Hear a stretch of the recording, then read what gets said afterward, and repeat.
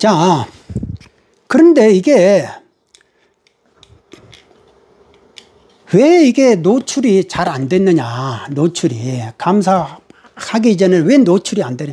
대부분은 우리 그 세무조사라든지 이런 것이 전부 다 제보입니다. 거의 제보예요. 무슨 뭐 세무 공무원이 앉아가지고 뭐를 막 분석해가지고 시간이 어디 있어요. 뭐 들어온 민원 처리하기 바빠 죽겠고 그러는데. 그러니까 거의 제보란 말입니다. 우리나라는 다 고소, 고발 공화국이에요. 에? 우리나라만큼 그 통계가 있잖아요. 사기, 무고, 위증. 3대 거짓말 범죄가 우리나라가 역대 최다인 민족이다 이거예요. 역대로 거짓말을 좀 잘해. 유전자에 그런 것이 있어. 에? 그러니까 오직에서 뭐 하멜표 그러게 보니까 조선 사람들은 거짓말을 잘하더라. 잘하는데 그거를 부끄러워하지 않고 자랑을 하더라. 에? 그런 유전자가 우리만 있겠어요. 다른 나라도 있겠지. 그런데 그 사람이 외국인 입장에서 볼 때 자기들도 이제 하도 고생을 하다 보니까 그런 식의 표현을 하멜표기에다 적어놨다 이거예요. 그런데 어차피 유전자는 100년이 지나도 잘 안 바뀌고 1000년이 지나도 잘 안 바뀐다라는 걸 생각해 보면 하여간에 그래서 그런가 사기, 무고, 위증, 거짓말 범죄가 상당히 많고 우리나라가 상당히 정치인들을 이렇게 보면은 거짓말의 향연이야. 그러니까 거짓말 못하는 놈은 그 정치하는 게 아니에요. 정치. 그러니까 20대부터 거짓말 잘한 놈부터 들어오기 시작하는 거야, 정치로. 그러니까 맨날 지가 보는 걸로만 한 세상을 봐. 존재하니까, 지가 보는 게 아니고, 지가 그렇게 보니까 존재한다는 그런 이치를 모르는 거죠. 그런 정도까지 숙성이 안 되는 거죠. 그러니까 그런 사람들이 자꾸 20대부터 나와가지고 엉뚱한 것부터 배워. 그러니까 거짓말하고 막 뻔뻔하게 하고 변명하고 고개 숙이지는 않고 사과라는 게 없잖아요. 그런 것부터 배워가지고 정치하겠다 해요. 그러면서 맨날 국민 위하겠다 하고 누구누구 위하겠다는 말은 전부 다 깔때기다라고 제가 자꾸 말했잖아요. 지 위하는 것밖에 아니다 라는 거 아닙니까? 그러니까 이게 노출이 안 되는 거는 입 다물어 버립니까? 그래요. 입 다물어. 가령 우리가 이제 사업이라는 거는 사업체 1이 있고 2가 있고 3이 있으면 서로가 경쟁이잖아요. 경쟁이면은 이쪽에 한 사람만 되면은 이 사람은 떨어지잖아요. 그러면 여기서는 뭔가 불만이 있어. 그러니까 성질 나니까 제보를 하죠. 이런 식으로 제보가 되어진단 말이에요. 그러니까 감사원에 제가 있었을 때 윗분이 그러더라고요. 사업자가 주는 돈 절대 먹지 마라. 절대 먹지 마라. 이런 디탈이 있다 이거 아니에요. 그러니까 이런 식으로 제보가 있는데 이거는 보조금 사업은요. 보조금은 지들끼리만 먹어. 나눠 먹어. 지들끼리만. 예? 지인 1, 2 이런 식으로 지들끼리만 나눠 먹으니까 좀 더 혜택을 보니까 휙 입 다물면은 노출이 안 돼요. 그러니까 어떻게 됩니까? 제보가 부족해요. 제보가 거의 없어요. 그러니까 가가지고 자료 보고 파헤쳐야 된다 이거예요. 그것도 노련한 전문 이제 프로페셔널한 이제 감사관들이 가가지고 감사 지적을 잡아가지고 자료를 만들어가지고 수사기관에다 이제 뿌려줘야죠. 자, 후원금 있잖아요. 제가 이게 누가 잘 이렇게 기자들이 이게 세금에 대해서 잘 모르니까 말을 못 하더라고 기사들이. 그런데 이 후원금 있잖아요. 그러니까 조직위에서 업체를 경쟁 입찰을 시켜가지고 경쟁 입찰을 시켰어요. 그런데 순위를 정하는데 순위 점수에 이 업체가 얼마만큼 후원금 액수, 이 액수를 점수화 시켰다 이거 아니에요. 그러면 가령 이거를 20점을 했다라고 한다면은 이게 무슨 소리 하고 있냐, 이런 게 말이 되냐. 그러면 후원금을 강요한 거 아니냐. 후원금이라는 거는 자발적으로 내는 거 어떻게 해서 이걸 점수화 시키냐. 이건 뭔가가 문제가 있다. 우리는 그건 문제 없다 이거요. 우리는 세금 계산서 끊어줬다, 세금 계산서 발행을 해줬다, 발행해줬다 이렇게 말을 기사에는 나오더라고. 기사에. 그러니까 그 기자가 내가 볼 때는 이분이 기자가 잘 몰라서 이런 말을 썼는지 아니면 진짜로 그 조직의 사람이 세금을 몰라가지고 이런 말을 했는지, 이거는 터무니없는 말이에요. 터무니없는 말이다. 왜냐하면은 후원금이라는 거는 후원금이라는 건 뭡니까? 무상이에요, 무상. 무상으로 제공하는 거예요. 무상으로 돈을 제공하는 거다 이거예요. 그러니까 돈을 제공하든지 현물을 제공하든지. 근데 돈은 현물을 만일 이제 100원짜리다 그러면은 100원을 70원으로 평가해 가지고 70%만 평가해 가지고 이렇게 후원금으로 받은 액수를 찾았다 이게요. 그러면 이거는 후원금이기 때문에 이 업체 입장에서는, 이 업체는 사업자잖아요. 사업자는 일단 무조건 세금 계산서 발행을 해야 돼요.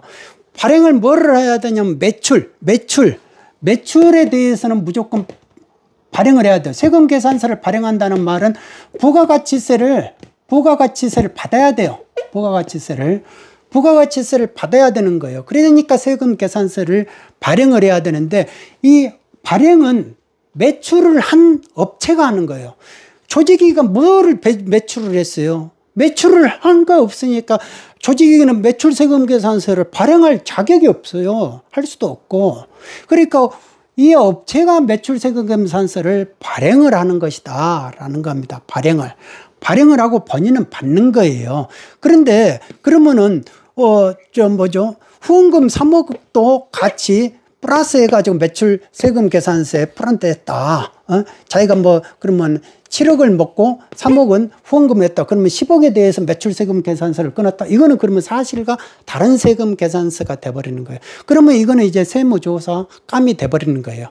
그러니까 제가 지금 이렇게 보면은 얼마나 속으로 웃음이 나오는지요.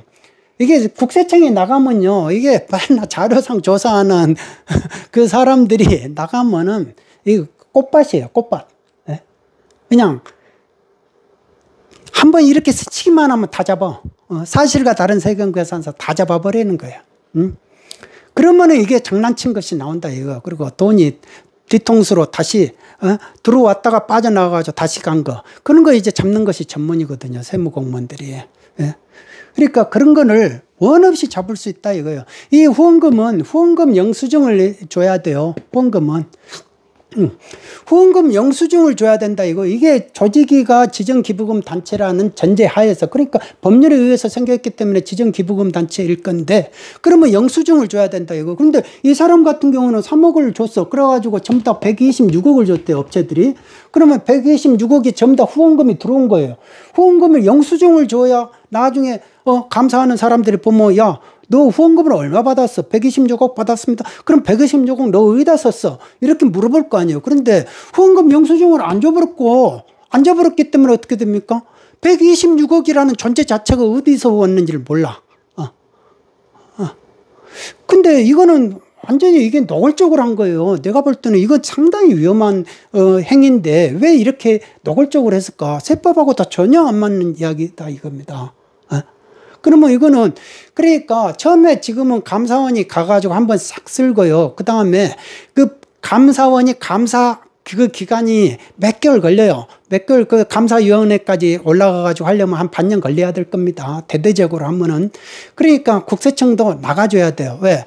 이 감사원은 그 사업체를 감사하는 데가 아니잖아요. 국가 돈을 먹은 1원이라도 먹으면은 무조건 감사 대상이 되는 거예요. 그러니까 국가 돈을 먹은 그 지자체를 가가지고 또 중앙부처 막 이런 데 가가지고 공직자들을 감사하는 데 주력을 하고, 그 다음에 그 사업체, 이 용역에 제공했던 그 사업체는 세무서에서 나가고 국세청에서 나가야 된다라는 겁니다. 같이 해야 돼요. 그러니까 검찰도 그때도 금지금도요. 검찰 스스로가 하는 게 아니에요. 저희들이 국세청에서 다 자료 만들어가지고 다 해가지고 넘겨줬을 뿐이고, 그리고 그 일을 못하니까 설명을 시켜가지고 했을 뿐이고, 근데 나중에 훈장은 본인들이만 탔을 뿐이고, 그럴 뿐이다 이거예요. 그런 걸 떠나가지고, 국세청이 뭐든지 베이스를 깔아줘야 된다 이겁니다. 그러니까 내가 윤 대통령한테 한번 건의하고 싶은 거는 바로 그거예요. 이게 지금 우리나라의 전체적으로 사건을 보는 기획 능력이 부족하다 이거예요. 각 조직한테 감사원한테 자체 감사는 감사한테 보면 자기들은 작은 집 큰 집으로 이렇게 나눠져 있단 말이에요. 뭐든지 조직이 이기주의가 있어요. 자기 불리한 거는 절대 안 해. 그리고 자기 유리한 것만 뭐를 하려고, 자기 조직이 불리한 거는 또 그걸 방어를 하려고 그래요. 그러니까 정보가 왜곡이 돼. 그러니까 국세청은 국세청대로, 검찰은 검찰대로, 감사원은 감사대로 각기 놀면은 어떻게 됩니까? 정보가 왜곡이 된다. 그러니까 이 세계를 통합해가지고 사건을 당신은 이때 나가. 이렇게. 이런 거에 대해서 컨트롤 타워가 필요하다 이거예요. 하다못해 저 세금을 빼먹는, 국가돈 빼먹는 이 세력들은 작전지휘본부가 있는데 이거를 잡으려고 하는 사람들이 작전지휘본부가 없으면 되겠느냐. 그리고 그거는 나는 진짜 의아한 것이 이런 것이 새만금의 이런 잼버리가 아니 불과 일주일 전만 가도 뭔가가 이건 아니다라고 느꼈을 건데 예?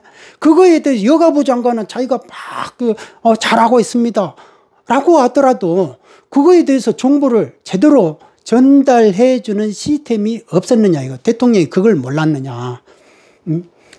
제가 우리들 이제 IMF 감사를 갈 때만 해도 국정원 자료가 와요. 국정원 자료가 이렇게 보면은 잘 해놨다니까. 그러니까 누구한테 풍문 듣는 거 그거는 아주 거기서는 정리를 잘해요. 근데 그 내용을 이렇게 가지고 들어가 보면 전부 다 그쪽에 말만 들어가지고 인용해 준 것이 되다 보니까 감사에는 큰 도움이 안 되는 거지만은 일단은 그런 정보 수집은 그네들이 잘한다 이거예요. 그런데 그런 국내 정치 파트, 국내 이런 부분에 대해서 정보가 일체 생산이 안 된다는 말이죠. 그러니까 대통령이 귀가 있어도 눈이 있어도 들리는 말이 없어. 들리는 말. 그럼 알아서 너희들 해봐라. 알아서 뭐를 해줘요. 알아서 해주는 게 없다 이겁니다. 다 조직 이기주의로 끝난다 이거. 그러니까 그 조직마다 카르텔이 있어요. 간피아들이 있다 이겁니다. 세피아가 있고 모피아가 있고 정피아가 있고. 우리나라 부패 카르텔은 엘리트 카르텔이래요. 엘리트 카르텔. 엘리트 카르텔이니까 정관으로 이어져 있다 이겁니다. 그게 지들 생존권이에요. 그러니까 이것도 어떻게 보면 자기들 엘리트 카르텔이죠. 지 정치하는 애들끼리끼리 국가돈 빼먹고 나눠먹는다 이거예요. 그게 부패 카르텔이고 그게 엘리트 카르텔이다라는 겁니다. 그게 세금으로 가면은 세피아가 되는 거고 감사 이런 쪽으로 가면은 간피아가 되는 거고 기재부 쪽 가면은 모피아가 되는 거고 검찰이나 판사 이런 데 가면 법피아가 되는 거고 그런 거. 우리나라가 지금 전부 다가 중앙정부가 어떤 큰 하나의 통일된 정부가 있는 게 아니고 그럼 각각의 카르텔의 연합체다 이거예요. 제가 볼 때는 우리나라 광복절의 의미를 다시 한번 새겨봐야 된다. 자유대한민국으로 중앙정부가 탄생을 했는데 그 중앙정부가 어떻게 됩니까? 지자체를 통해 가지고 뭔가가 부패 카르텔이 계속 형성되고 중앙원 중앙대로 카르텔이 엘리트 카르텔이 되면서 그 카르텔의 연합체가 정부가 됐다 이거예요. 정부가 되고 입법부가 되고 그다음에 사법부가 되고 그러니까 사법부가 이상하게 악마가 법관을 하는가? 라는 식의 국민들에게 의아심을 가질 정도로 이념에 찌들은 사람들이 거기 가서 법관하고 있다 이거 아닙니까? 그러니까 그게 무너졌다는 거예요.